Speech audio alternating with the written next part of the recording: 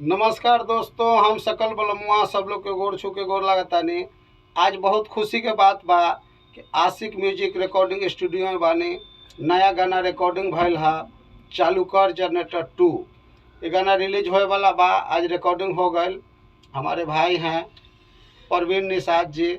नमस्ते, प्रणाम, हर हर महादेव। और आज बड़ी खुशी की बात है कि हमारे बड़े भैया सकल बलमुआ जी का गाना आज रिकॉर्ड हुआ है। चालू कर जनरेटर 2 बहुत ही धमाकेदार सॉन्ग है। नेहा राज के साथ डुएट है और हमारे बड़े भैया सकल बलमुआ जी गाए हैं।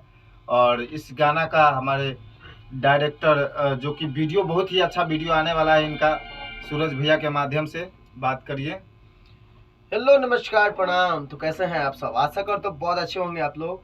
और आज वही मैं भी बताऊंगा जो इन लोगों ने बताया कि आज बहुत खूबसूरत एक गाना रिकॉर्ड हुआ है, चालू कर जनरेटर 2।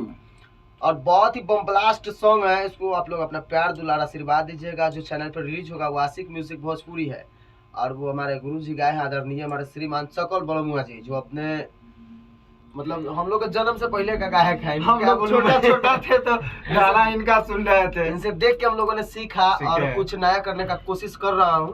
तो आप लोग बस अपना प्यार दुलार आशीर्वाद दीजिएगा कि इनके साथ साथ हम लोग भी कुछ करने का सौभाग्य प्राप्त करूँ।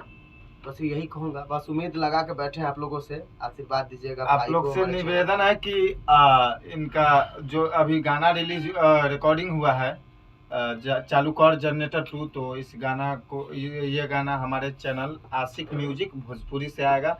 तो आप लोग अगर सब्सक्राइब किए हो तो ठीक है, अगर नहीं किए हैं तो आप लोग सर्च मारिए आशिक म्यूजिक भोजपुरी और आ जाएगा चैनल पहला नंबर पर, और उसको सब्सक्राइब कर लीजिए और ताकि आप लोग के पास सबसे पहला नोटिफिकेशन जाएगा। चालू कर जनरेटर 2 के।